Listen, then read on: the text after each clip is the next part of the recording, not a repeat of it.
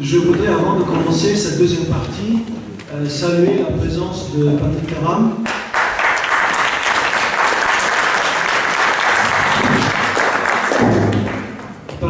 Patrick Karam est conseiller régional et on va avoir l'occasion tout à l'heure, on a l'honneur de l'avoir comme orateur et tout à l'heure il va nous parler des dernières activités que nous avons vécues avec lui. Merci Patrick pour cette présence.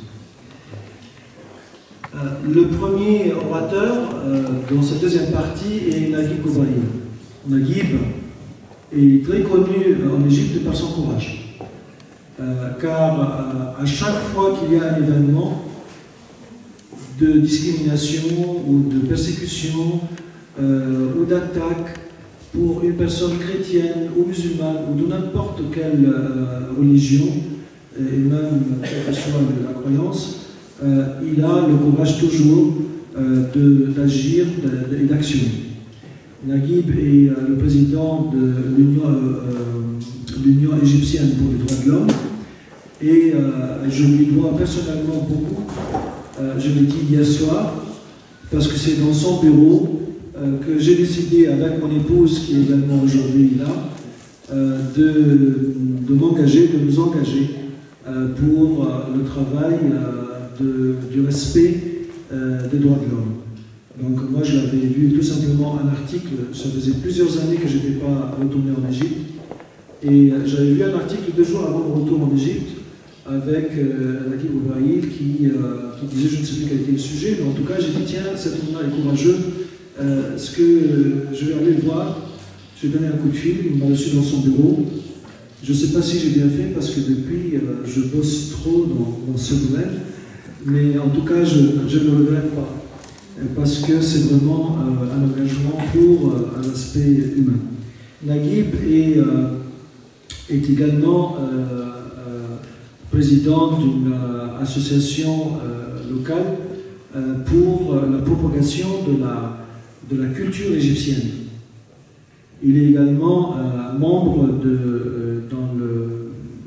dans un groupe international sur la justice et la paix. Il est aussi présent dans le conseil des églises du Moyen-Orient. Donc il a été à Beyrouth là, il y a 2 semaines. Et il est professeur dans la loi internationale dans différentes universités égyptiennes. Naguib va nous parler de la constitution, la nouvelle constitution en Égypte et ses répercussions sur les libertés religieuses.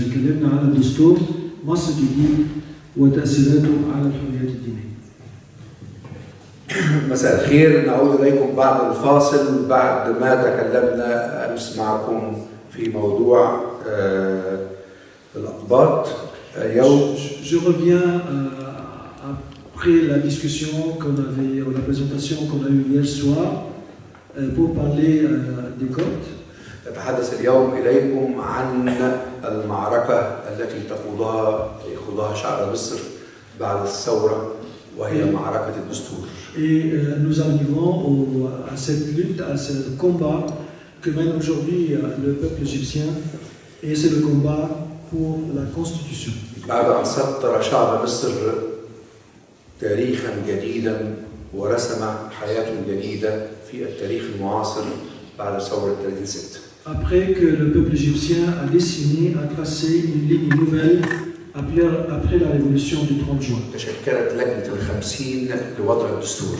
Il y a eu la fondation, la composition de 50 personnes pour la rédaction de la Constitution. أيا كان اعتراضنا أو موافقتنا على هذه اللجنة فنحن نتحدث إليكم في النقاط التالية.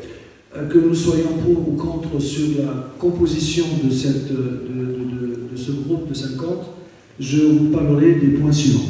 هناك قوة سياسية في هذا الدستور. Il y a une force politique dans cette constitution. بين تيارات ليبرالية. Entre des courants libéraux. ترى أن الدستور يجب أن يكون دستورا مدنيا. Qui voient que cette constitution doit être une constitution on dit civil, mais ça veut dire laïque. وتيارات وسطية. Et de courants modérés. ترى أن الدستور يجب أن تتضمن على مواد دينية وهوية دينية qui pense que la Constitution devrait inclure des articles religieux وتيارات دينية متشددة et ensuite des courants religieux qui sont très fanatiques. ترى أن مصر جميعها بأديانها وأطيافها لابد أن تحكم بأحكام الشريعة الإسلامية وحدود هذه الشريعة. Qui voit que tout le peuple égyptien doit être mené, conduit par les lois islamiques, la charia, et pas seulement la charia, mais hudud de charia, ça veut dire la charia dans ses plus grands détails. وبين هذا وتلك هناك شريحتين كبيرتين في مصر يتعد أكثر من 40 مليون من مجموع الشعب المصري البالغ عدده 85 مليون، وهم الأقباط والمرأة، هم بين رحي هذه التيارات المتصارعة. Et à travers ces courants, ces luttes, il y a une catégorie qui fait 40 millions sur 90 millions, et ce sont les Coptes et les femmes, les Coptes et les femmes, oui. qui font 40 millions. Oui, oui. فالمادة الثانية من الدستور l'article 2 de la Constitution التي رضخ الأقباط بقبولها pour laquelle les Coptes ont été obligés de l'accepter. وهي التي تنص على أن مبادئ الشريعة الإسلامية et qui dit que les principes de la charia islamique هي المصدر الرئيسي للتشريع est la source principale de la législation. هي مادة تمييزية. C'est un article de discriminatoire. كما لو كانت لا ترى سوى المسلمون في مصر فقط. Discriminatoire, c'est comme s'il y avait en Égypte que des musulmans. وهذه المادة تضع الإطار العام لكل الدستور. Et cet article met la limite, le périmètre global de l'ensemble de la Constitution. ومعنى ذلك أنه لا يجوز ولا يمكن إصدار تشريع يخالف الشريعة الإسلامية. Parce que cela signifie qu'on ne peut pas légiférer, sortir une loi qui soit contre la charia islamique. وترتب على ذلك أمور كثيرة بالنسبة للأقباط والمرأة. Et de cela, il y a eu beaucoup de conséquences sur les Coptes et la femme. فبالنسبة للمرأة وبالنسبة لحرية العقيدة تحفظت مصر بخصوص هذه المادة على 22 اتفاقية دولية. À cause de cet article, l'Égypte a pris certaines positions vis-à-vis de 22 accords internationaux. وخالفت اتفاقيات حقوق الإنسان. Et elle a également n'a pas respecté les droits de l'homme. التي تنص على المساواة وحرية العقيدة. Qui implique l'égalité et la liberté de religion. فلا توجد مساواة كاملة بين الرجل والمرأة. Car il n'y a pas en Égypte une égalité totale entre l'homme et la femme. ولا توجد مساواة بين الأقباط وغيرهم بالنسبة لمصر في بعض الأمور. Et il n'y a pas du tout l'égalité entre les Coptes et les autres dans certains points. فعلى سبيل المثال نعيش منذ سنة 1861 من العهد العثماني. Nous vivons depuis 1861 depuis le califat d'Ottoman. ولا يوجد قانون يسمح ببناء الكنائس. Et il n'y a pas une loi qui autorise la construction des églises. وإنما نستعطف الدولة ونستهدي الدولة لعشرات السنين لكي تبنى كنيسة واحدة. Mais nous prions et supplions l'État pour prendre une dizaine d'années ou plus pour qu'il puisse donner une autorisation pour la construction d'une seule église. أما بالنسبة لحرية العقيدة لا توجد في مصر ما يسمى بالتحول الديني. À propos de la liberté religieuse, il n'y a pas en Égypte ce qu'on appelle une conversion religieuse. إلا إذا كان التحول إلى الإسلام.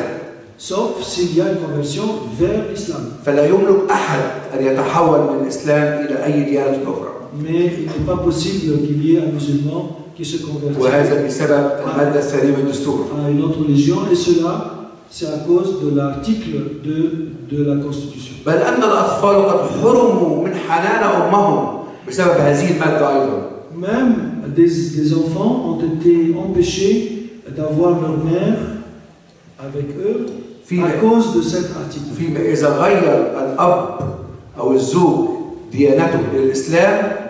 C'est-à-dire, l'exemple concret, c'est que si le père a décidé de changer sa religion et de se convertir, فتنتقل حضانة الطفل فورا إلى زوجة أبيه رغم أنه أمه على قيد الحياة. Donc si le père se convertit à l'islam, automatiquement les enfants seront gardés par la nouvelle femme ou la nouvelle femme du mari, alors que la vraie mère est toujours présente. ويكتب القاضي في أسباب هذا الحكم أسباب عجيبة كالآتي.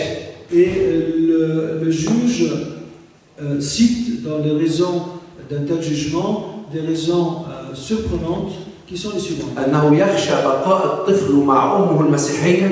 Qu'il est gêné, il a peur de laisser la garde de l'enfant avec sa mère chrétienne. أن يتردد على الكنائس. Pour qu'il n'aille pas dans les églises. ويشرب الخمر. Et qu'il ne boive pas de l'alcool.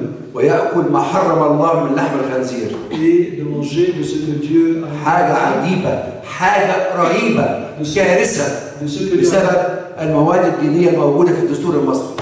De ce que Dieu a interdit, c'est-à-dire la viande de cochon, c'est vraiment très surprenant. Et tout cela, c'est la conséquence de l'article 2 dans la Constitution. وفي الأحوال الشخصية لا تسمع شهادة غير المسلم عن مسلم.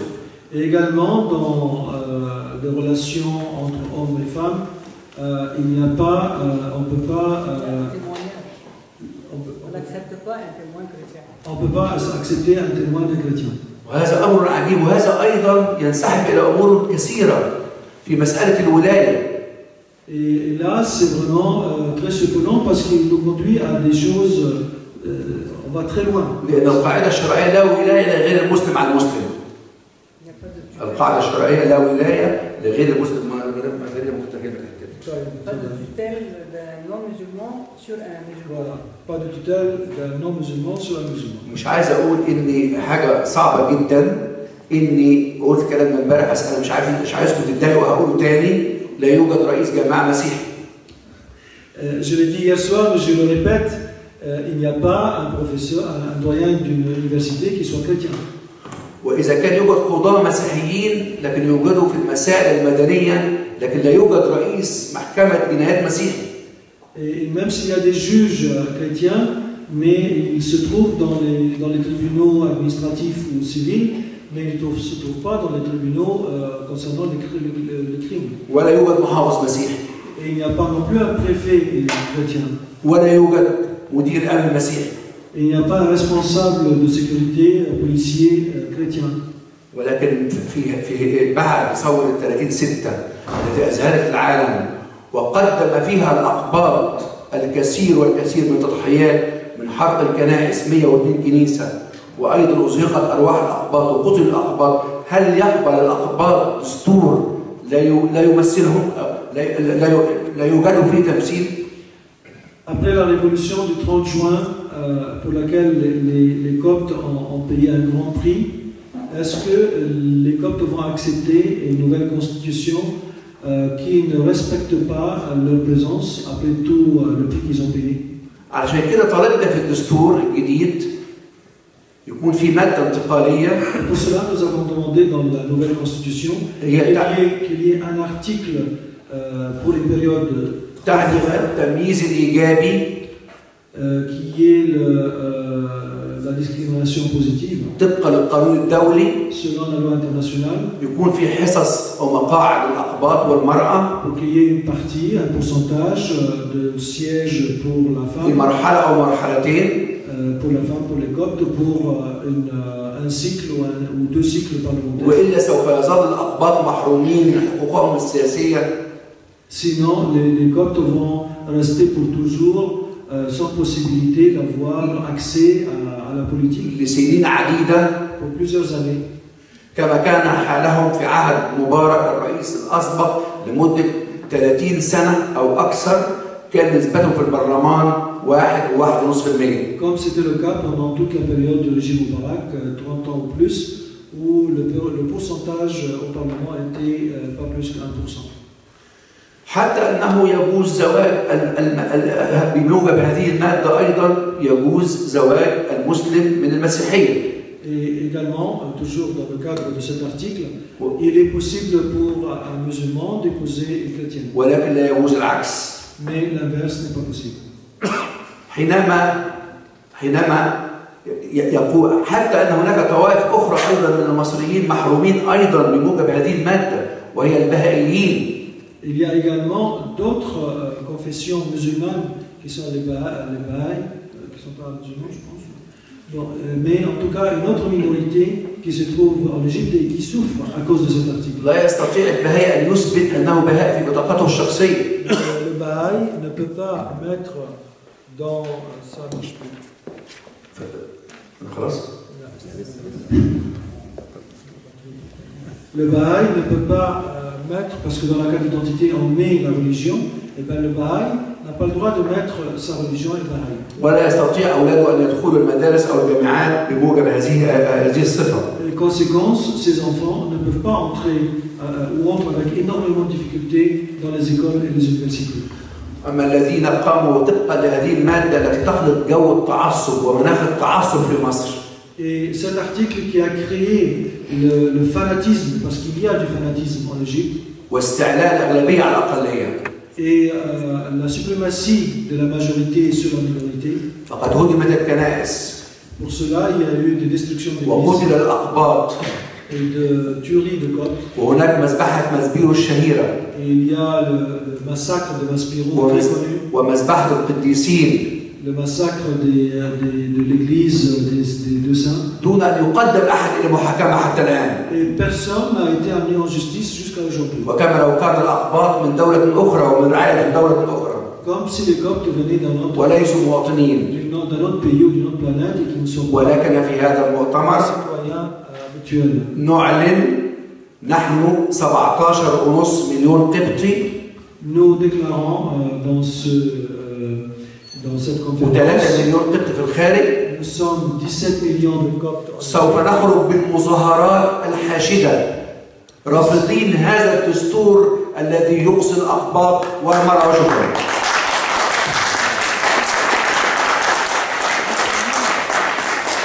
17 millions de Coptes en Égypte et 3 millions à l'étranger. Nous allons sortir et se mobiliser pour annoncer clairement notre refus pour cette constitution. L'orateur suivant, c'est Farida El-Choubachi. Farida El-Choubachi qui est égyptienne. Je l'ai présenté hier, mais il y a plusieurs personnes qui n'étaient pas là, je peux le voir. Donc je vais redire quelques mots de ce qui est Farida El-Choubachi. Elle est écrivain et journaliste de formation juridique. Elle a exercé le métier d'avocat durant près de 8 ans. Elle a été installée en France de 1973 à 1998. Hier, j'ai dit 78, elle m'a corrigé. Aujourd'hui, je ne me suis pas trompé. Pour des raisons politiques, concernant son feu époux, Ali El-Choubachi, qui était journaliste, romancier et cinéaste. Elle a travaillé durant 27 ans à Radio Monte Carlo et a regagné avec son époux l'Égypte fin 1998. Elle écrit depuis régulièrement dans la presse égyptienne, actuellement dans le quotidien Al-Watan. 2 articles par semaine. Elle traite des événements et du développement du pays. Elle est connue comme contestataire, c'est elle qui l'a dit.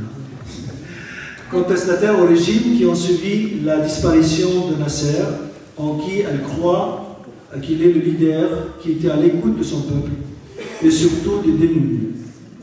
C'est la raison de son entière adhésion à la révolution égyptienne. Elle est partisane sans faille à l'application de la justice sociale et la liberté d'expression. Voilà, Madame Farida El-Choubachi va nous parler de différents sujets, les médias, les conditions de la femme et aussi les Coptes. féminin.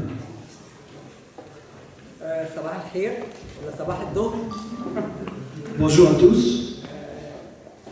بالنسبة للإعلام أنا واحدة اشتغلت في الإعلام. ده صوتي مش عارف. عشان الورق. الإعلام بالنسبة لي. Je vais parler des médias. Les médias pour moi. كلمة إعلام مشتقة من العلم بالشيء. إعلام أن تعلم المتلقي.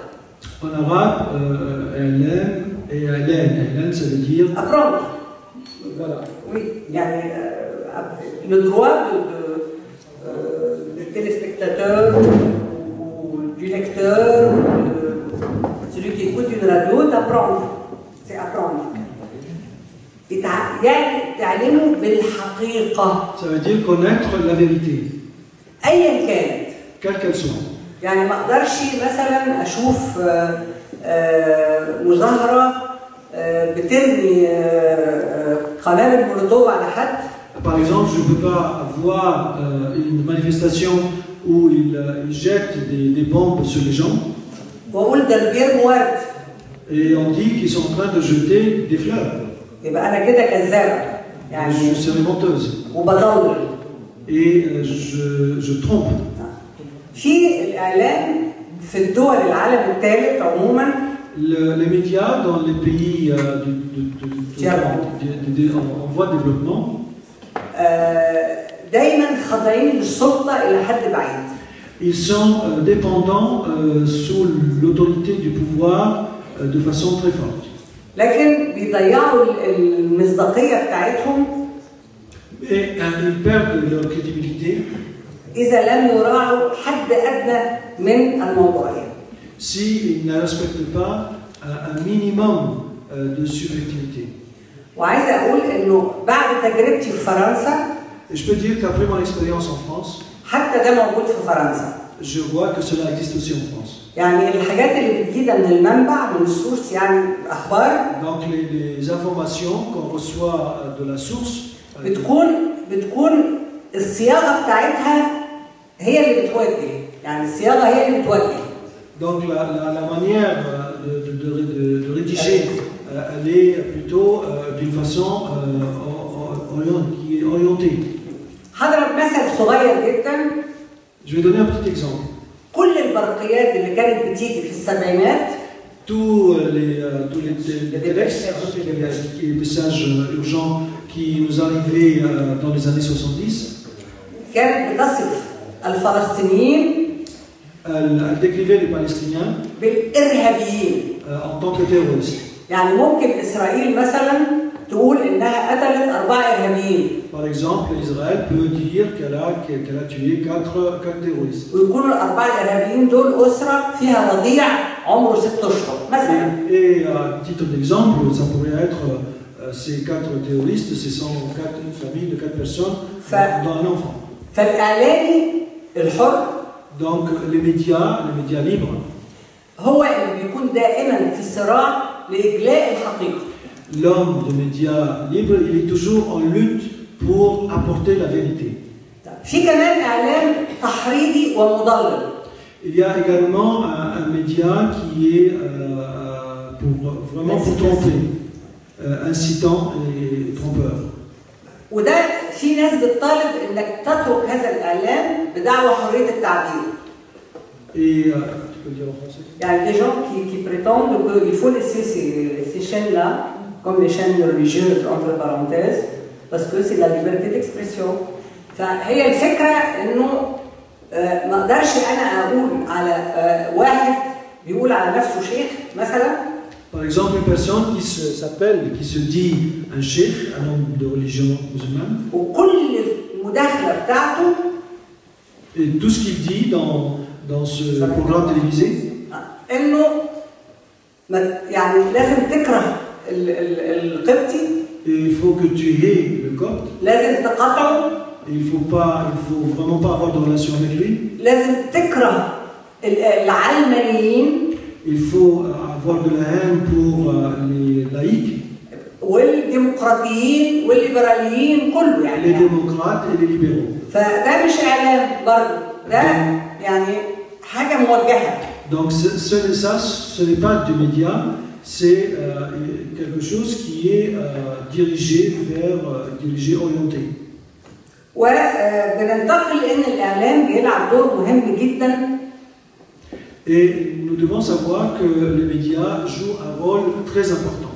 في التبصير بحقوق المرأة مثلا. Pour montrer les droits des femmes. حقوق المرأة بتحتاج تغيير ثقافة المجتمع كله. Pour les droits des femmes, cela nécessite le changement culturel de toute la société. المرأة يعني اللي ربنا خصها بالرحم. Alors la femme que Dieu lui a réservé l'utérus, حيث توهب الحياة. qui donne la vie. يعني الحياة بتتولد في الرحم. Donc la vie est constituée dans l'utérus. ومع ذلك المرأة في مصر وفي العالم العربي. Et pourtant la femme en Égypte et dans le monde arabe. فرطت في حقوقها. Elle a laissé tomber ses droits. وفرطت في إنسانيتها. Elle a laissé tomber son humanité. بأنها اعتبرت نفسها شيء. Car elle a considéré elle-même comme si c'était une chose. Un objet.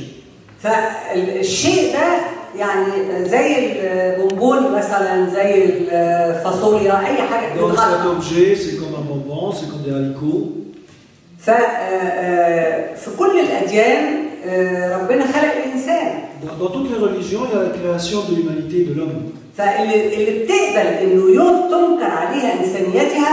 Alors si celle qui refuse ou accepte le refus de son humanité, تستاهل إنها تبقى مهمشة. Donc elle mérite qu'elle soit marginalisée. وبالتالي احنا محتاجين ان احنا نعيد للمرأة ثقتها في نفسها وفي دورها. Donc nous avons besoin de rendre à la femme sa confiance en elle-même pour qu'elle joue son rôle. وأيضا انها تواصل نضالها لتأكيد إنسانيتها. Et qu'elle conduit sa lutte pour prouver son humanité. بالنسبة للوضع الحالي للأقباط، أنا هكرر شوية اللي قلته امبارح. À propos de la situation actuelle des Coptes, je vais peut-être répéter quelque chose que j'ai déjà dit hier. والله الأقباط بالضبط زي المسلمين في مصر. Les Coptes, بشكل عام. De façon générale, les Coptes en Égypte, c'est comme les musulmans. يعني كلنا في الهم سواء. Nous sommes tous dans des problèmes à égalité. يعني احنا زي ما قلت امبارح، بس اللي مش موجودين بذكر، في 30 مليون مصري. Comme je l'ai dit hier, je voudrais le rappeler, il y a 30 millions d'Égyptiens يعني عندهم أمراض خطيرة قاتلة. qui ont des maladies dangereuses. سرطان. Cancer. فيروس سي. Le virus C. فشل كلوي. J'ai oublié hier. J'ai oublié aujourd'hui. Défaillance rénale. Défaillance rénale. Hier j'ai dit le foie, mais bon c'était loin. لا من المياه الملوثة. À propos de l'eau polluée. والمياه الملوثة دي بتترمي في النيل. Et cette eau polluée, elle est jetée dans le Nil. يعني هي سامة، يعني من الصرف الصناعي. Et ça vient de ce qui sort de l'industrie. وممنوع، يعني محدش قادر يقول لرجال الأعمال دول. Et personne n'ose parler à ces businessmen, à ces hommes d'affaires. لأنه لو جابوا اشتروا فلاتر غالية. Parce que, dis-le en français. Les filtres sont chers. Prétendre que les filtres pour vérifier sont chers. بس المصريين مش غاليين يعني، في داهية يعني. ادفع لهم يعني مش مشكلة. Pour filtrer l'eau c'est cher, mais le peuple égyptien c'est pas très cher. بس عايزة أوضح حاجة قالها المستشار نجيب جبرائيل. قال Je voudrais éclaircir un point que Monsieur Loubraïl a précisé. أنا مش عارفة، طبعا اللي بيسمع بيفتكر إن في مصر عمر ما طلع حد قبطي من ساعة 1802 ومش عارف كام اللي قالها. يعني donc ça peut donner l'impression que depuis 1861, il n'y a pas eu des Coptes qui ont été connus. طبعا انا ايام ثوره 19 كان في مكرم باشا عبيد اللي هو من اكبر الرموز الوطنيه المصريه وهو قبطي. En 1919, il y avait Makram Abed qui est connu, très connu pour son patriotisme en Égypte. ولما دخل الانتخابات كان المنافس مسلم. Et quand il est entré il était parmi les candidats pour avoir une bonne place au gouvernement. وربح هو اللي كسب يعني.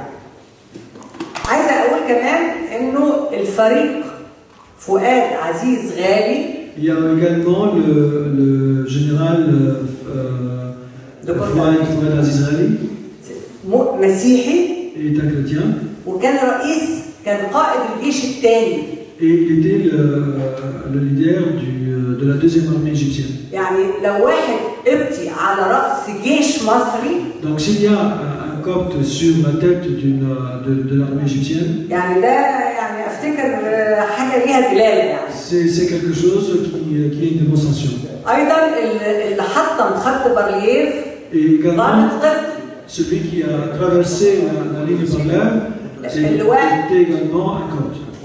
اللواء باء زكي. عايزه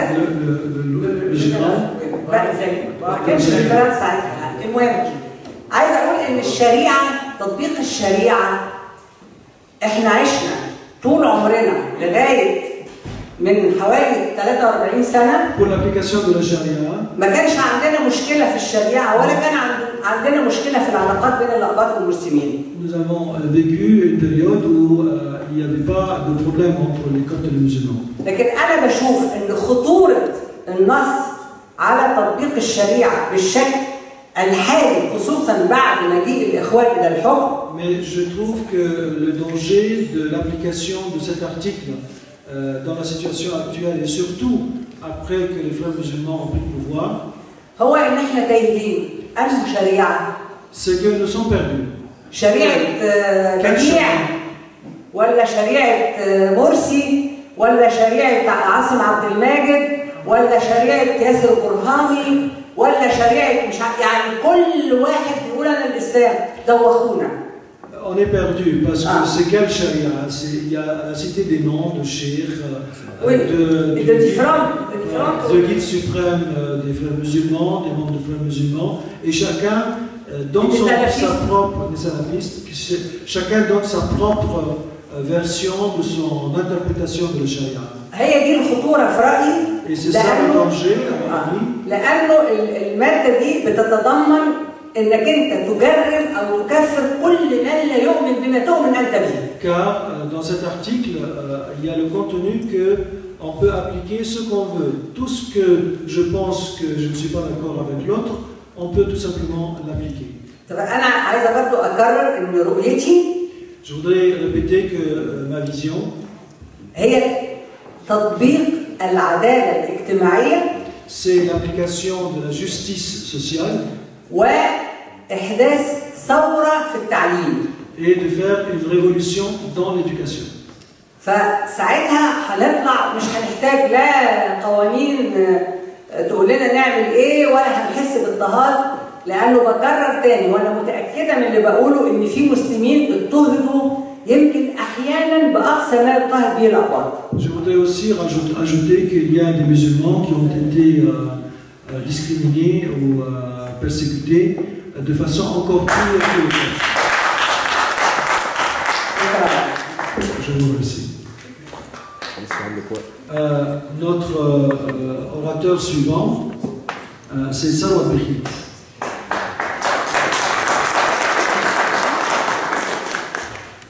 Il est avocat dans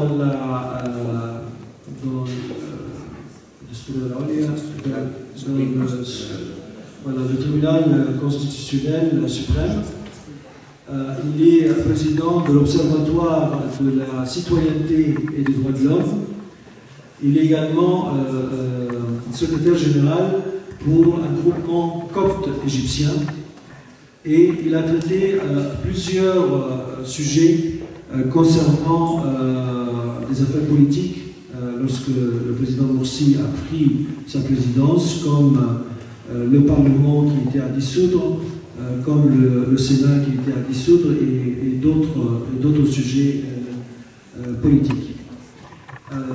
Il est également très concerné et impliqué dans différentes affaires de justice au niveau de la persécution des Coptes. Salawat va nous parler de l'Égypte et le non-respect des lois. مساء الخير. معكم مرة ثانية اليوم الثاني وسعيد إن أنا موجود معكم. Pour le deuxième jour, je voudrais dire que je suis heureux d'être avec vous. أولاً بحب أشكر منظمة وفات التي ولدت عملاقة. Merci. Je voudrais remercier l'organisation de l'OFED qui est née géante. فهم لهم سنتين في هذا العمل. Et ils ont 2 ans de travail dans ce domaine. إلا أنه الناظر يشعر أنهم لهم عشرات السنين. Mais on a l'impression qu'ils existent depuis quelques dizaines d'années. بدليل وجود كل هذه الكوكبة الموجودة في القاعة وثقتهم في المنظمة. Et la preuve, c'est la présence de votre présence dans cette salle. موضوع الامتثال للقانون في مصر. Le sujet de le non-respect ou l'affaire légale en Égypte. الحقيقة الامتثال للقانون في مصر بيمثل مشكلة لكل المصريين. Se soumettre à la loi en Égypte, c'est un problème pour tous les Égyptiens. وخاصة الأقباط، يعني أنا بخالف الأستاذة فريدة لأنه بيقع عليهم أعباء مضاعفة. Et plus particulièrement pour les Coptes, et je voudrais me contredire un peu avec l'avis de Mme Farida, parce que les Coptes souffrent beaucoup plus. بدأنا بالأحداث الطائفية منذ حادثة الخنكة في بداية عهد السادات. Les problèmes sectaires ont démarré depuis l'événement de Khanka au temps de Sadat. قتل ما قتل وحرق ما حرق ولم يقدم أحد للمحاكمة. Il y a eu plusieurs tueries, il y a eu plusieurs incendies, il n'y a aucune personne qui a été amenée en justice. ثم أتت أحداث التي كانت أثناء اتفاقية السلام. Et ensuite, il y a eu les événements pendant la période où il y a eu l'accord de paix. وحبس الكثير من الشباب وأيضا لم يعطوا حقوقهم. Et plusieurs jeunes ont été mis en prison et ils n'ont pas utilisé leurs droits. قام حادثة طائفية في الزاوية الحمراء في وسط القاهرة. Il y a eu l'événement de Zawiya al-Hamra au centre du Caire. كان يتراءى الأطباء المتأسلمين. Il y avait les médecins qui se disaient islamistes. الذين لا ينتمون إلى أي دين. Et qui en réalité n'ont rien à voir avec l'islam. لفتح بطن الحامل المصابة من المسيحيات حتى يعرفوا ما بداخلها إذا كان ولد أم بنت. D'ouvrir le ventre de la femme enceinte pour savoir si إذا كان الجنين ذكر أم أنثى. Pour savoir si l'enfant est un garçon ou une fille. ولم يقدم للمحاكمة شخص واحد.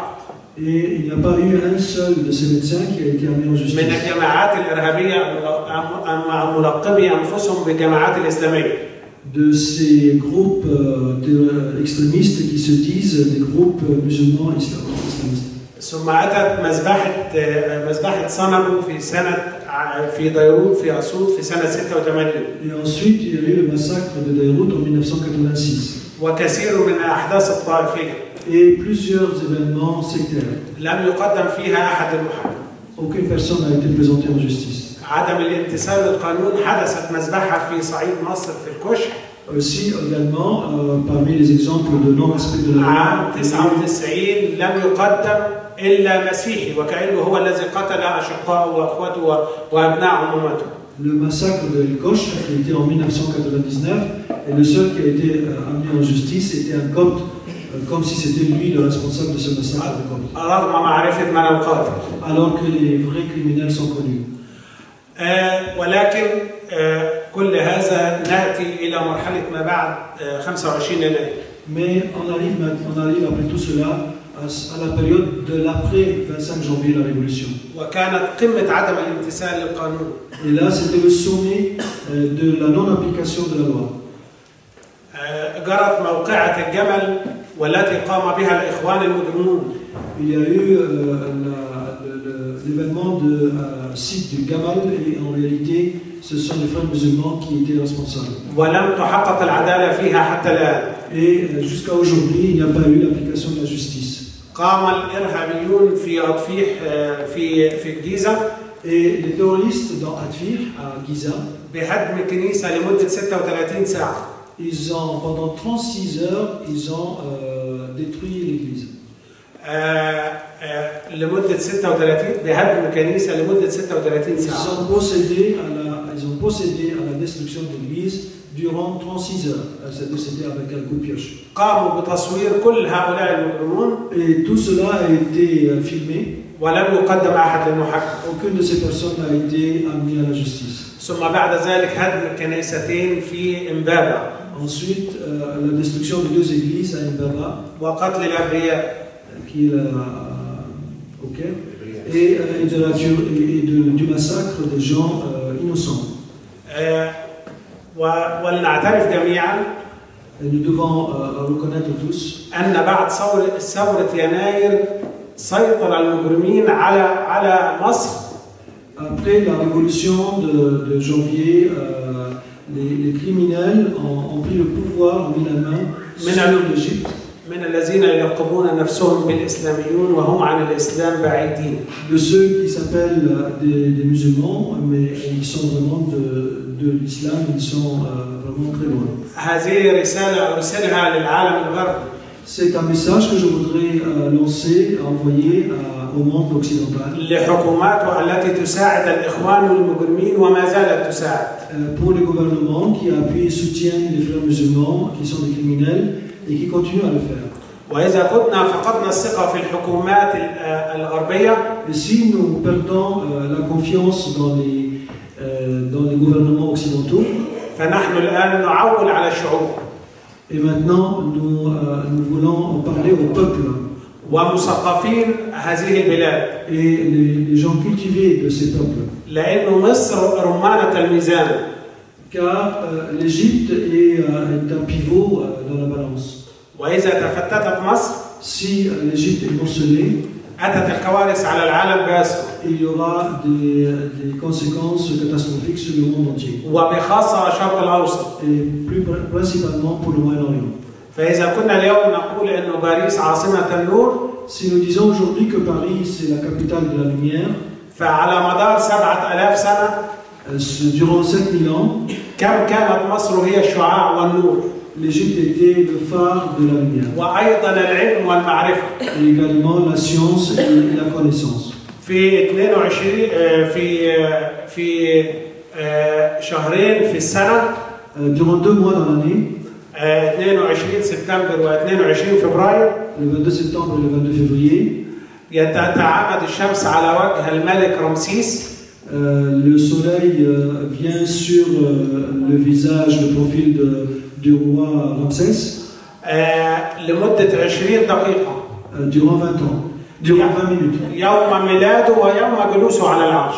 Le jour de sa naissance et le jour de son intronisation en tant que roi. لم يعرف العالم الذي وصل إلى القمر ولم يتوصل إلى الظاهرة الفلكية الفريدة.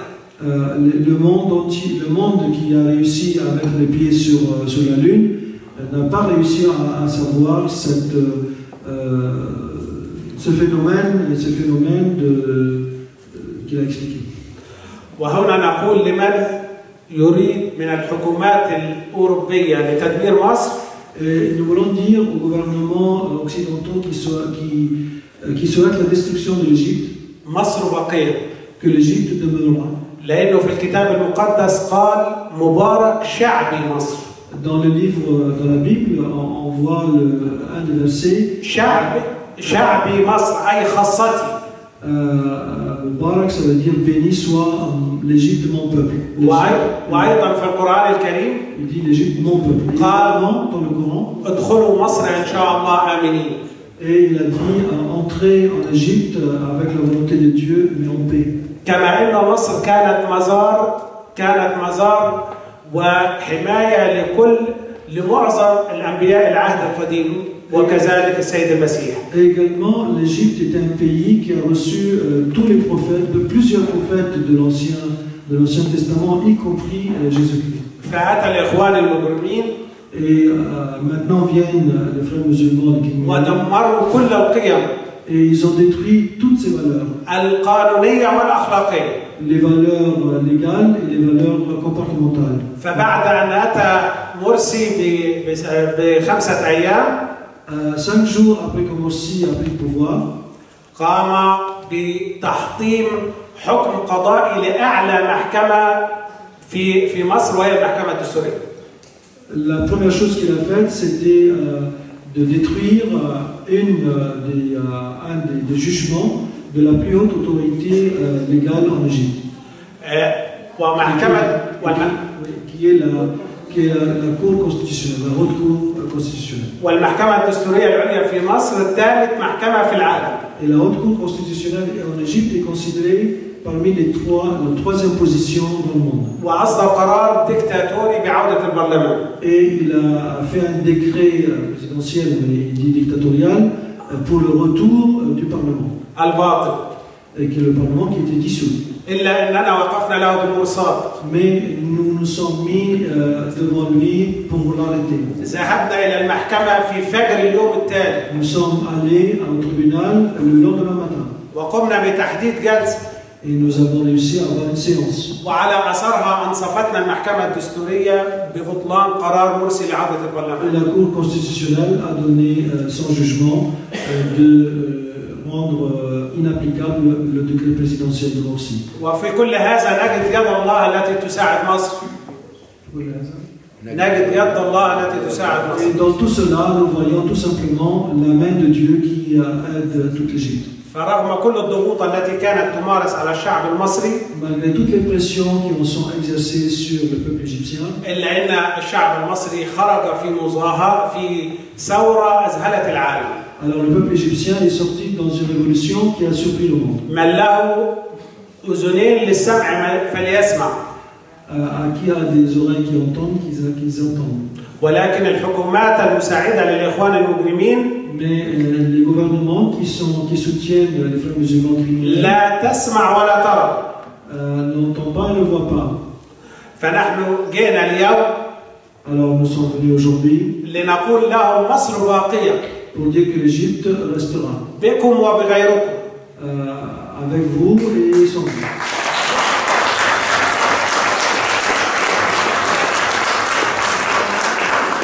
وستخرج من كبوتها. Et elle sortira de sa crise.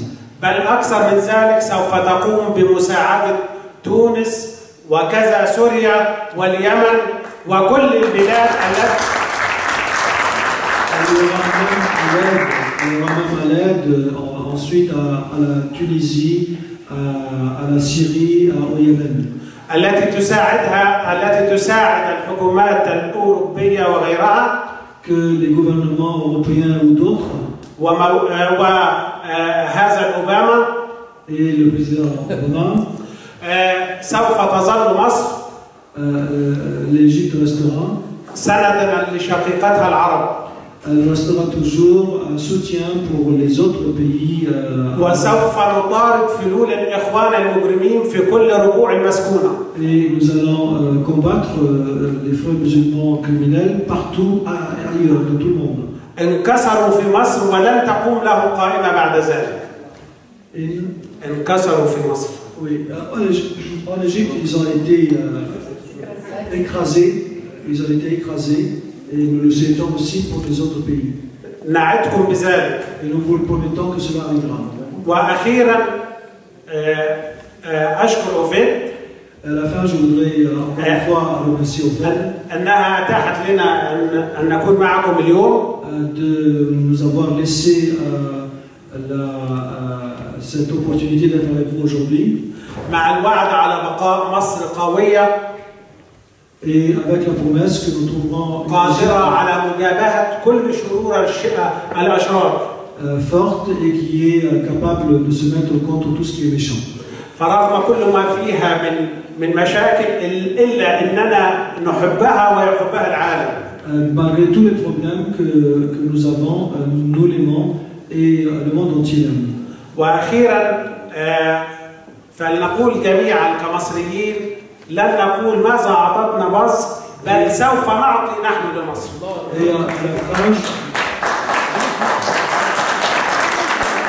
Et à la fin, je voudrais dire, pour terminer, on ne va pas dire qu'est-ce que l'Égypte nous a apporté, mais nous disons plutôt qu'est-ce que nous apportons à l'Égypte. Shukran.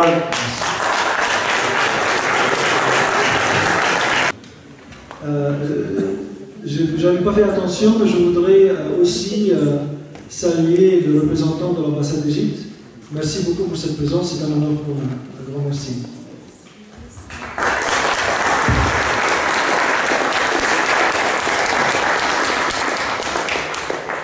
Patrick Karam est une personnalité française de la défense des droits de l'homme. C'est un chercheur en relations internationales. Il est conseiller régional d'Île-de-France depuis 2010, comme je l'ai précisé tout à l'heure, et il est inspecteur général de la jeunesse et des sports. Patrick est docteur en sciences politiques de l'Université de Dijon.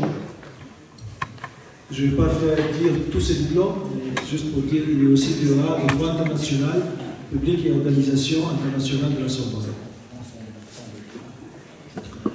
Patrick Karam est chevalier dans l'Ordre national du mérite et il a été fait chevalier de la Légion d'honneur sur le continent par le président de la République Nicolas Sarkozy qui lui a remis la Légion d'honneur le 20 mars 2012.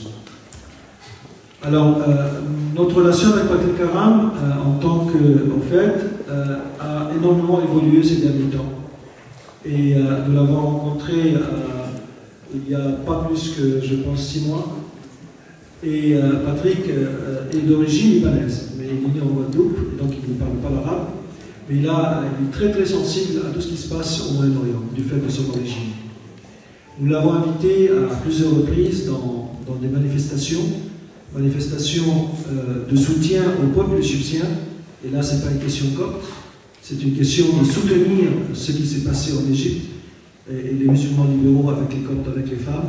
Et nous avons eu la chance d'avoir le soutien de Patrick. Il a aussi assisté à une conférence spécialement à Nancy que nous avons fait avec le cheikh Hassan Chalgoumi, le courageux cheikh Hassan Chalgoumi. Et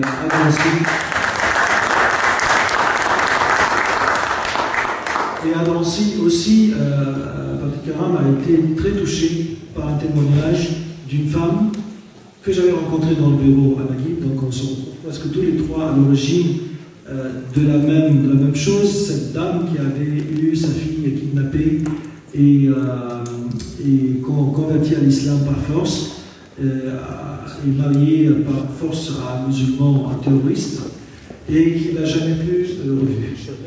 Et donc ce témoignage a énormément touché tout le monde qui était à la conférence, mais également Patrick Karam. Depuis, Patrick s'est engagé encore plus avec nous, et nous avons ensemble et avec des Syriens, des Libanais et des Irakiens créé la coordination des chrétiens d'Orient en danger. Ce n'était pas une œuvre facile, ce n'était pas une création facile, mais je pense que jusqu'à aujourd'hui, je peux dire que c'est vraiment très réussi. Il y a un grand succès, mais je vais laisser ça à Patrick lui-même qui va vous décrire ce que nous avons fait et où on en est aujourd'hui. Alors je voudrais avant, non pas pour la coordination qu'il a créée, mais pour tout le travail qu'il fait, pour sa sensibilité, pour tout simplement ce qu'il est, lui offrir la médaille d'honneur de le faire.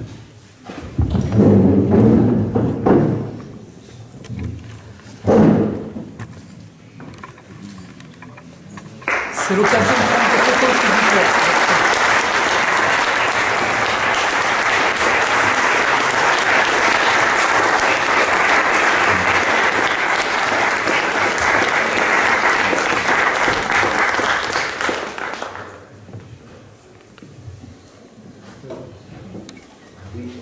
pouvez continuer à prendre des photos. Hein.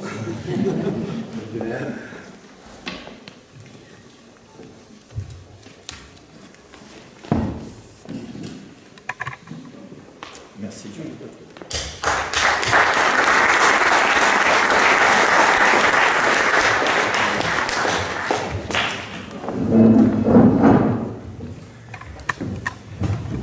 Merci, Monsieur le Président, cher Jean, Mesdames et Messieurs les conférenciers, cher Hassan Chalboumi, qui, comme Jean l'a répété, est un homme très courageux qui, en France, peut jouer un rôle essentiel pour faire comprendre aux Français ce qu'est l'islam, pour réconcilier les Français et l'islam, et aussi pour dire aux musulmans qu'il y a des choses qui ne se font pas, et pour dire à l'ensemble des Français qu'il y a aussi des choses qui ne se font pas, que les musulmans sont des Français comme les autres, et que l'immense majorité des musulmans ne souhaitent que s'intégrer en France. Et Jean, je voulais te remercier pour cette médaille, je l'ai pris il y a quelques jours.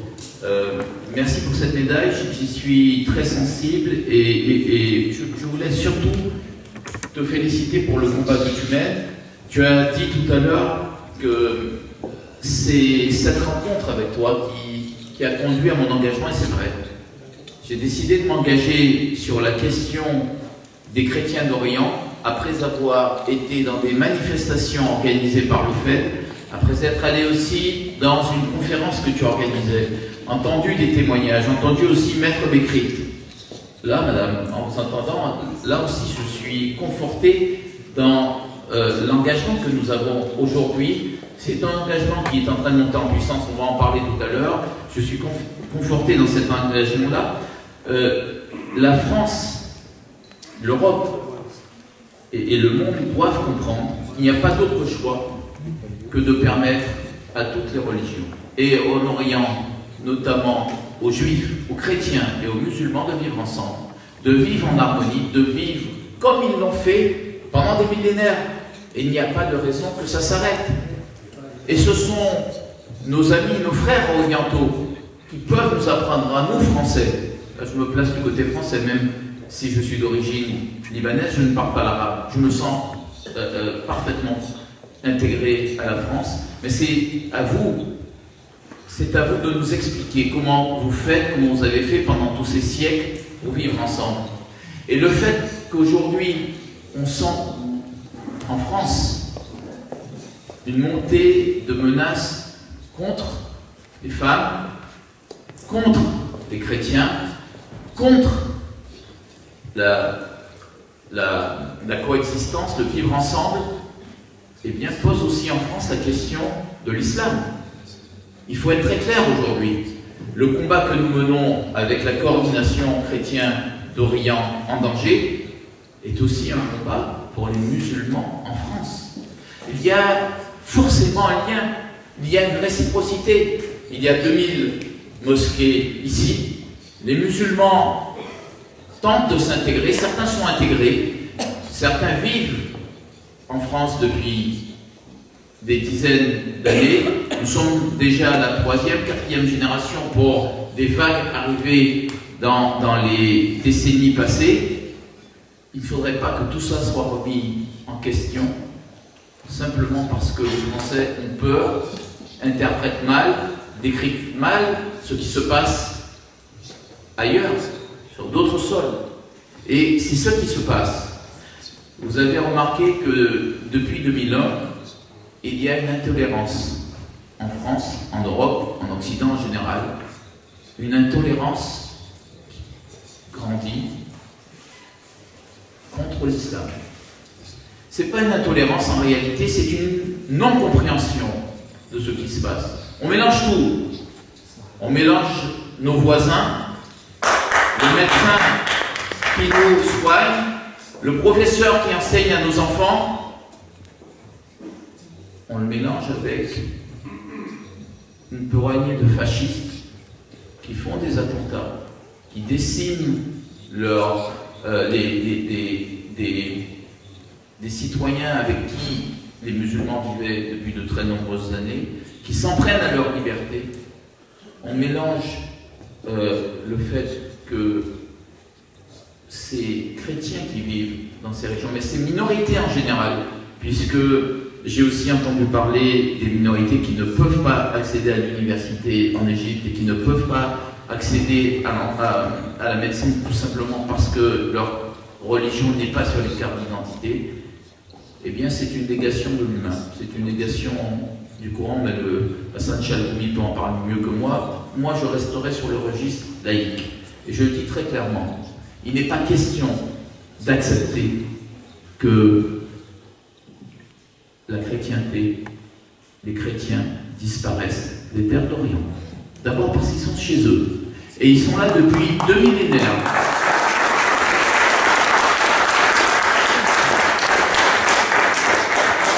Il n'est pas question d'accepter que, on me dit j'ai 5 minutes donc je vais accélérer, il n'est pas question d'accepter que l'Orient se vide de ce qui fait sa force. Le départ des chrétiens d'Orient, eh bien, c'est l'affaiblissement économique de l'Orient. C'est la fin de la tolérance en Orient.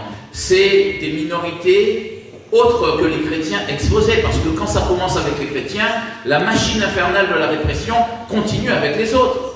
C'est aussi l'incompréhension avec l'Occident. C'est 2 blocs qui vont s'affronter. C'est les musulmans en France et en Europe qui vont être à leur tour questionnés sur leur intégration.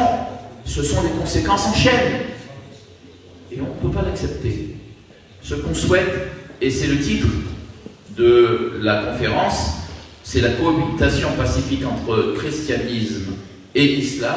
C'est plutôt le vivre ensemble entre chrétiens, musulmans, juifs, entre toutes les minorités au Proche-Orient, en France et ailleurs dans le monde. Ce qu'on souhaite, c'est que cette situation continue. Et on souhaite encore que les chrétiens d'Orient soient les meilleurs défenseurs des musulmans auprès des Occidentaux, parce que c'est encore eux qui les connaissent le mieux. C'est à eux de jouer le rôle d'avocat et d'expliquer aux Français qui à 75% considèrent que les musulmans ne peuvent pas s'intégrer, de leur dire qu'ils ont tort. Mais pour ça, il faut que leur rôle, il faut que leur présence dans les pays d'origine soit confortée. Alors voilà pourquoi nous avons créé Coordination des chrétiens d'Orient en danger. Je donne un chiffre et ensuite je vous dis ce qu'on a fait parce que je n'ai plus beaucoup de temps. Premier chiffre, il y a 50 ans, les chrétiens d'Orient représentaient entre 15 et 20% de la population. Ils sont aujourd'hui entre 6 et 8%. Et dans 10 ans, si rien n'est fait, les projections démographiques prévoient qu'ils soient sur l'ensemble de l'Orient entre 3 et 4%. Et c'est un véritable drame, drame humain, drame géopolitique comme je l'ai expliqué, mais c'est aussi un drame pour l'humanité tout entière. Alors, que faisons-nous aujourd'hui? Et je remercie Jean d'être avec nous dans ce combat, lui et les autres. Et Jean joue un rôle important, d'abord parce qu'il est à l'origine de la coordination. Nous l'avons créé ensemble, Jean. Et d'ailleurs, nous avons et nous continuons à travailler main dans la main pour cette coordination. Nous avons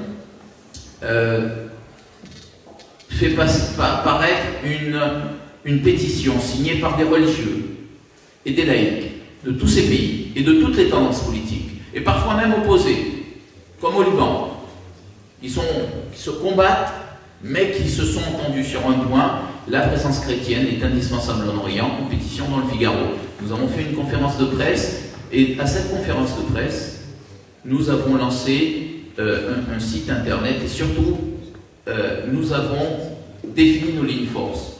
Nous avons été auditionnés à l'Assemblée nationale, à l'initiative de Valérie Pécresse, par tous les groupes politiques, droite et gauche. Une vingtaine de parlementaires nous ont officiellement auditionnés et nous avons fait part de nos propositions, puisque nous demandons à la France, à l'Europe et à l'ONU d'agir. Si j'ai le temps tout à l'heure, j'expliquerai ce que nous demandons. Nous avons été auditionnés au Sénat, à l'initiative de Barry Zakiari, qui est vice-présidente du Sénat socialiste, et Roger Karouchi, qui est UMP. Donc droite-gauche, le combat n'a pas de frontières. Nous avons aussi poser des questions orales à Fabius. Et Fabius, pour la première fois, et c'est un renversement de ce que disait jusqu'à présent le Quai d'Orsay, et c'est aussi, il prend aussi le contre-pied de ce que dit toujours le conseiller aux affaires religieuses du Quai d'Orsay, un certain monsieur Dubertrand, qui dit que les chrétiens ne sont pas persécutés en Orient. Fabius a dit exactement le contraire.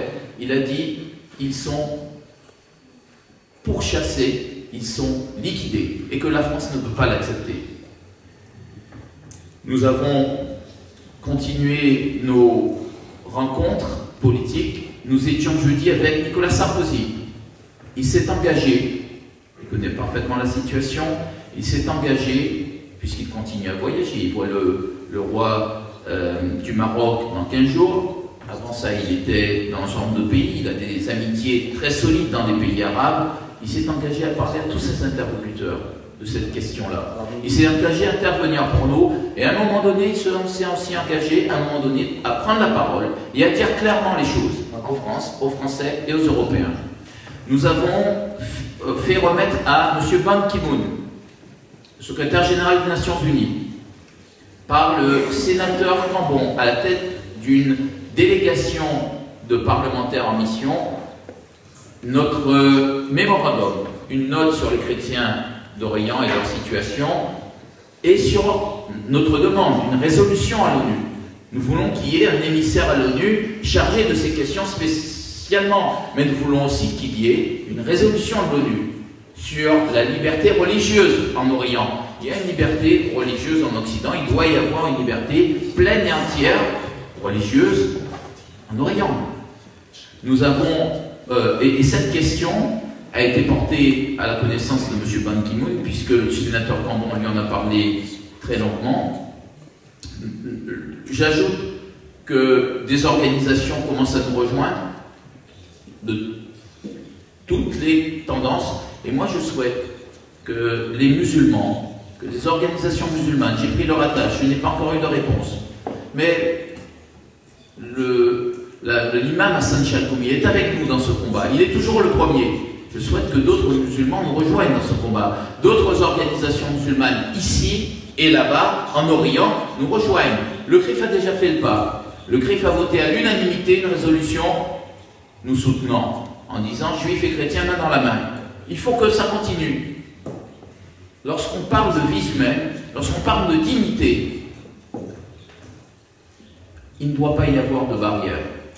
J'ajoute qu'en Orient, la démocratie, ça n'est pas quelque chose qui est évident à travers les siècles. Par contre, la diversité, ils connaissent. Il faut qu'on se batte tous pour que cette diversité continue à exister. Il me reste une minute, alors je vais résumer ce qu'on demande aux diplomaties. On demande à la France de réagir systématiquement, comme s'y a engagé Laurent Fabius. Et il a eu raison de le dire. Et nous approuvons complètement ces propos. Nous demandons que la France réagisse systématiquement chaque fois que des églises sont, ou des lieux de culte, chaque fois que des minorités sont attaquées, chaque fois qu'il y a des massacres de chrétiens partout, en Orient mais partout ailleurs, mais massacres aussi de minorités. Nous devons le faire. Quand il y a des massacres de musulmans, il faut aussi des réactions. Il faut aussi, quand c'est des chrétiens, qu'on réagisse. Nous demandons à la France d'avoir une action très forte au niveau européen, de saisir par exemple aussi la Cour pénale internationale pour des crimes qui peuvent se produire dans ces régions du monde. Nous demandons donc une fermeté de réaction. Le détail est sur notre site, vous tapez sur Google « Chrétiens d'Orient en danger » et vous verrez tout ce qu'on a fait. Au niveau européen, l'action peut être extrêmement forte. Les pays qui financent doivent lier ce financement à la bonne attitude des États, la bonne attitude vis-à-vis des femmes, comme vis-à-vis des minorités, et notamment des minorités chrétiennes.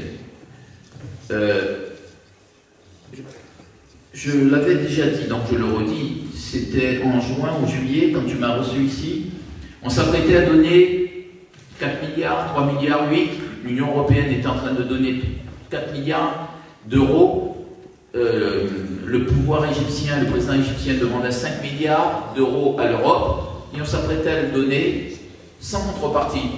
Bien sûr qu'il fallait aider, mais il fallait, en échange, exiger que la répression contre les chrétiens s'arrête, que les persécutions s'arrêtent. Il fallait exiger que la situation des femmes soit améliorée, et il fallait fixer des marqueurs. On ne peut pas financer et qu'il n'y ait pas, en échange, un certain nombre de comportements sur la scène intérieure. Sinon, l'Europe trahit sa mission. Merci infiniment. Vous pouvez terminer votre phrase.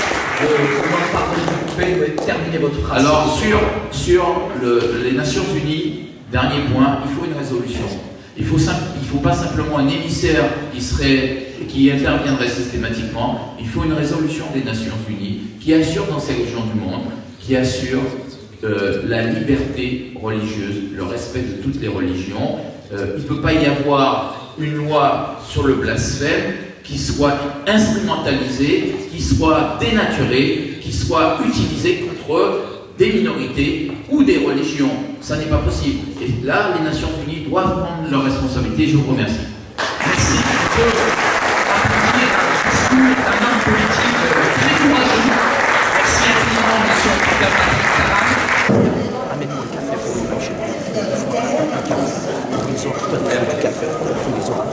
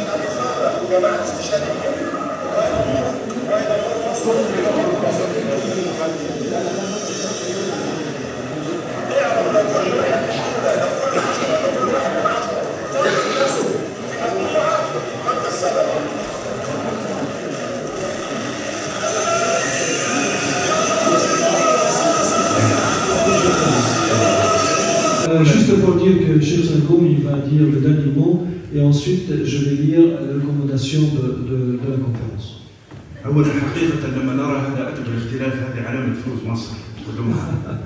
Quand on voit cette différence de point de vue, c'est un signe que l'Égypte a gagné. Et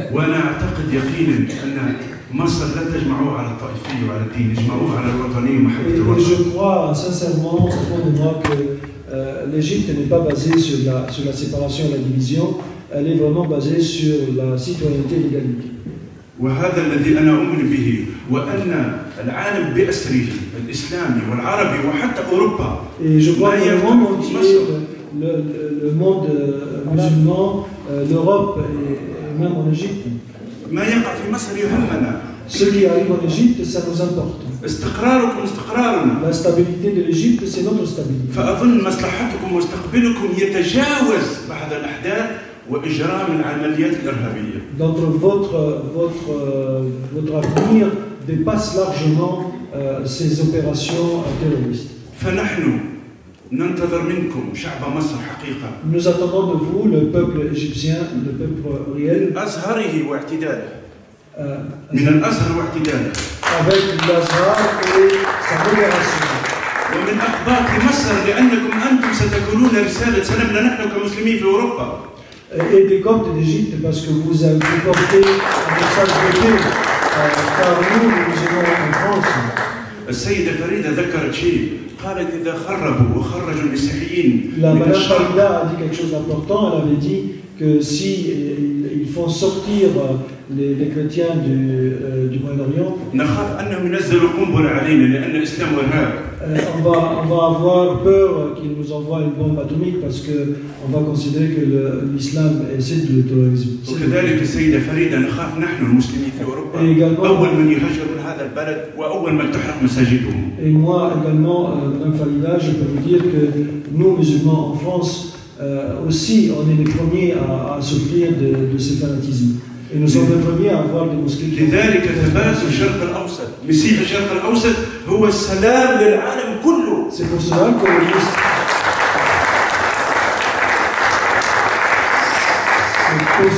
que les chrétiens du Moyen-Orient, leur paix là-bas, c'est la paix pour le monde entier.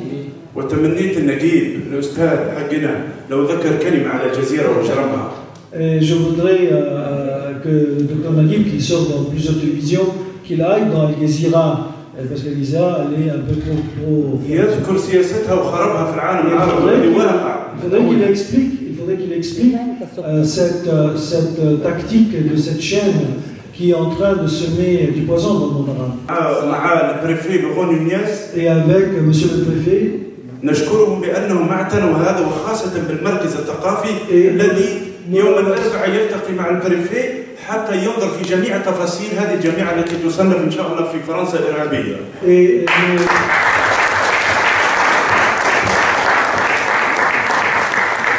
Nous sommes reconnaissants pour le ministre, pour le préfet, pour avoir aidé. Nous avons aidé pour la conférence, qui ont aidé également pour le centre culturel égyptien. Et j'espère qu'un jour, il sera reconnu que ces groupes sont des groupes de terroristes. Et je dois quand même lire, c'est la synthèse des efforts que nous avons faits ensemble. Et je vous garantis que ce n'était pas facile, on a négocié entre nous. Il y a aussi des opinions différentes, je ne suis pas d'accord, mais nous avons abouti à ces recommandations qui sont les recommandations de la conférence. Ce n'est pas la recommandation d'une personne ou d'une association, c'est nous tous ensemble. Donc je vais la lire en français, je crois que Alexandre tu traduis au Maroc. L'Organisation franco-égyptienne pour les droits de l'homme, en fait, a organisé sa deuxième conférence internationale sur la cohabitation pacifique entre les religions, durant 2 jours, vendredi et samedi, 8 et 9 novembre 2013. On participait à cette conférence des intellectuels, penseurs, des religieux, des hommes politiques de différents pays dans la France, l'Égypte et l'Arabie Saoudite. Il y avait également des Libanais qui étaient participants ici, des Libanais, des Syriens et d'autres pays. Plusieurs représentants d'ambassades à Paris étaient présents. La conférence a traité plusieurs thèmes, le plus important étant la création de la confrérie des frères musulmans et son influence sur les pays du Moyen-Orient et ses effets sur la cohabitation entre les gens de différentes religions. L'idée d'un renouvellement du discours religieux et la liberté de la pratique des doctrines différentes ont été abordées. La conférence a noté positivement les rencontres de dialogue et plus particulièrement l'initiative courageuse de l'Arabie Saoudite et la fondation d'un centre de dialogue entre les religions à Vienne. Nous saluons l'initiative des Nations Unies sur le dialogue entre les religions et leurs convictions et visions à ce sujet.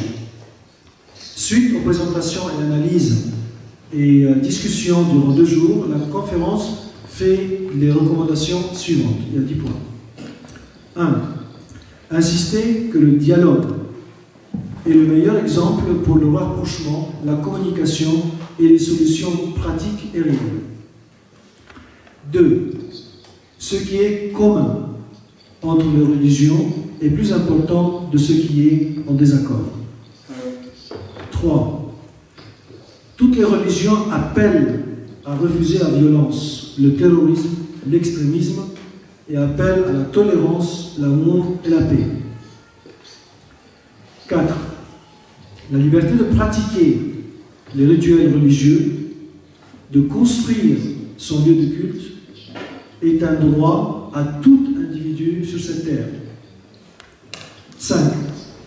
Il est indispensable que les États et les gouvernements soient tenus aux principes internationaux et à la Déclaration universelle des droits de l'homme. 6.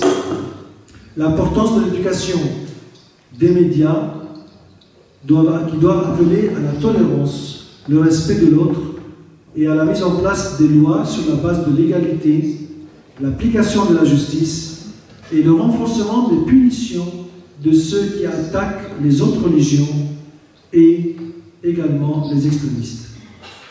7. L'Église copte d'Égypte et Al-Azhar et Sharif ont un rôle mondial pour propager la culture de la cohabitation pacifique entre les adeptes de religions différentes. 8. La conférence recommande la création d'un observatoire auquel participera l'OFET, s'il se crée, et plusieurs autres organisations des droits de l'homme, pour noter les attaques contre les minorités religieuses dans le monde, et plus particulièrement au Moyen-Orient. 9. Nous considérons que la confrérie des frères musulmans, à travers ses actes criminels et les tentations d'épuration religieuse, les destructions des lieux de culte, s'est déviée de sa vocation de prédication religieuse initiale vers des buts politiques, et nous recommandons de la considérer comme un groupe violent. Il est important de se baser sur l'État laïque, dit en langue arabe madani, ça veut dire civil, et s'assurer que les constitutions des pays séparent la religion de la politique et respectent la diversité, la pluralité religieuse et culturelle. On ne doit jamais obliger un individu à adhérer à une religion ou une doctrine par la force. Je vous remercie énormément de votre attention. Merci Jean, merci infiniment. Je vais procéder sans plus tarder au remerciement et simplement vous dire que cette conférence, elle a eu lieu grâce à des personnes qui sont dans l'ombre, et je tiens particulièrement, parce que derrière un homme se cache une femme, aussi des femmes, même plusieurs ici, et simplement dire un grand merci à Irène, l'épouse de Jean, de nous l'avoir prêté. Merci infiniment Irène. Je remercie bien sûr le docteur Mohamed Nasser Al-Qarni. Merci infiniment pour votre courage, et on a eu l'Arabie Saoudite en France. Merci infiniment. Cheikh Moustapha Rachid, merci de ce voyage de 28 heures que vous avez fait ici. Je tiens aussi à honorer, respecter, saluer, je dirais, le talent du grand professeur Magdi Mohamed Ndiran. Merci. C'est lui que nous aimons et notre cœur vibre quand on l'entend. Merci au grand Nabil Goubraïm. Merci infiniment. Une femme extraordinaire. J'aurais tellement voulu me marier avec vous. Madame Farida El-Choubachi. Merci. Kaoukat El-Bekki qui vient d'Égypte. Merci pour ta pertinence et tes réflexions qui font avancer les choses. Merci infiniment.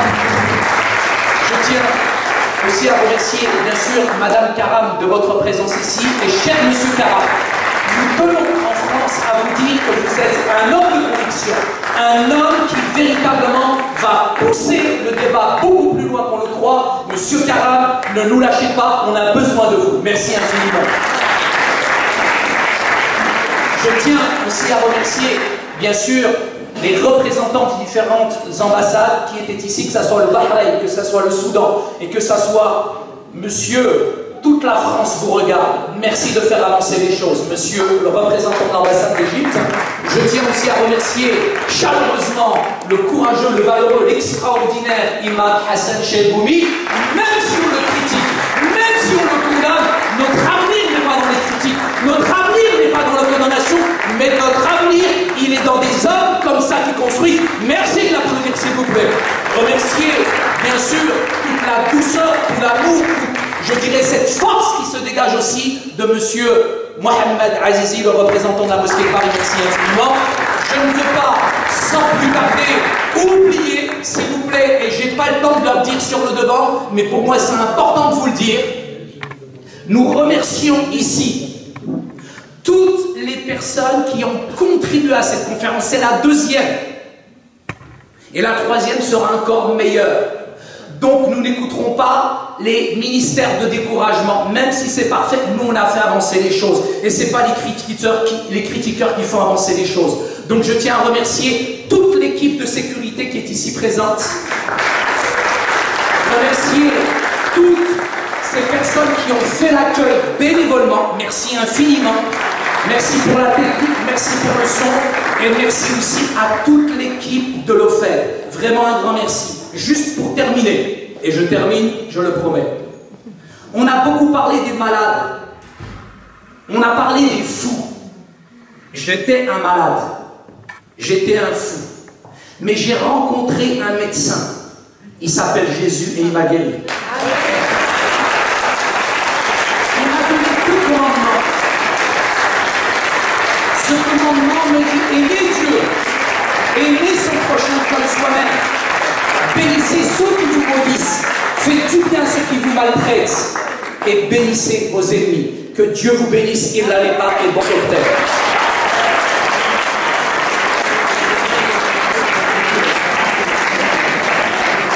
Je voudrais juste parce que vous avez applaudi Saïd pour ce qu'il vient de dire. Je voudrais que vous l'applaudissiez encore une fois pour tout ce qu'il a fait, pour l'énergie